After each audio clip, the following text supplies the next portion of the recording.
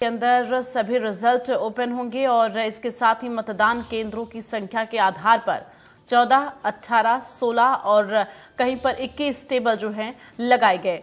तो सुबह 8 बजे से मतगणना 3 दिसंबर को शुरू होगी। डाक मतपत्र के रिजल्ट तत्काल घोषित कर दिए जाएंगे। सबसे पहले सेवढ़ा और भांडेर के नतीजे आने का अनुमान लगाया जा रहा है और सभी जिलों में सेंट्रल फोर्स के जवान तैनात किए गए हैं।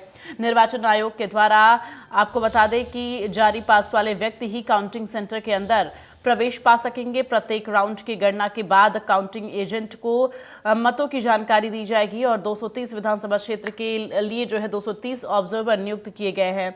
कुल 4,369 टेबल पर मध्य प्रदेश की काउंटिंग होगी और 3,25,000 कुल डाक मतपत्र प्राप्त हुए हैं।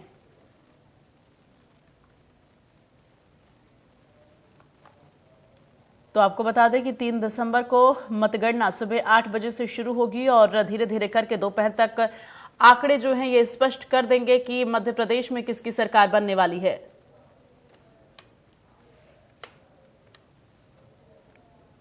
और लगातार संवाददाता वैभव हमारे साथ लाइव बने हुए, सीधे उनका रुख करते हैं।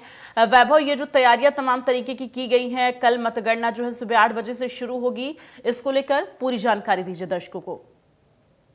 बिल्कुल 24 घंटे से भी कम का वक्त बचा है जब मध्य प्रदेश की 230 विधानसभा सीटों पर मतगणना की शुरुआत हो जाएगी। भोपाल की हम बात करें तो भोपाल की पुरानी जेल में स्ट्रांग रूम बनाया गया है जहां ईवीएम रखी है और 24 घंटे जिला प्रशासन के साथ ही राजनीतिक दलों के जो कार्यकर्ता है वो भी वहां पर निगरानी कर रहे हैं।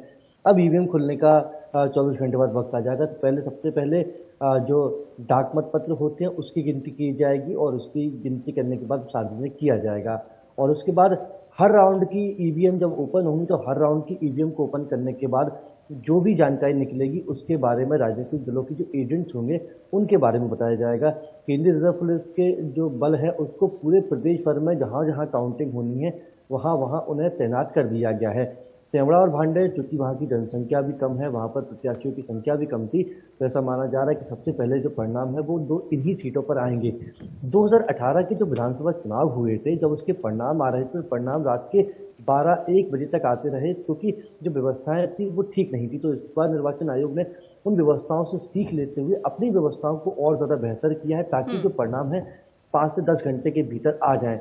तो जो व्यवस्थाएं बदली गई हैं उसका असर भी हमें इस बार देखने को मिलेगा। ज़्यादा इंतजार राजनीतिक दलों को नहीं करना पड़ेगा क्योंकि उनकी धड़कनें बढ़ी हुई जिस तरीके से एग्जिट पोल के अनुमान आए हैं और क्योंकि अब व्यवस्थाएं भी बहुत करनी पड़ती हैं, बिगड़ जाती हैं। कई बार हम देखते हैं कि जैसे जैसे परिणाम आना शुरू होते हैं वैसे वैसे जो मतगणना केंद्र होते हैं वहाँ पर राजनीतिक दलों के कार्यकर्ताओं के साथ ही बड़ी संख्या में असामाजिक तत्व भी पहुँच जाते हैं और वो पूरी कोशिश करते हैं कि व्यवस्थाएं बिगड़े।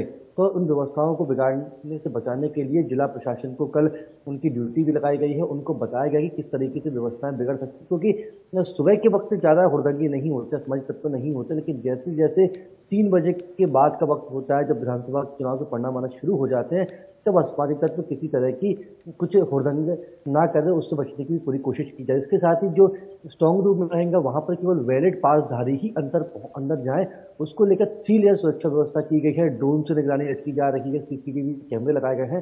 तो निर्वाचन आयोग की तरफ पूरी कोशिश की जा रही जिस तरीके से मध्य प्रदेश में जो मतदान कराए गए थे, हालांकि थोड़ी सी जरूर खबरें आई थी कि मतदान को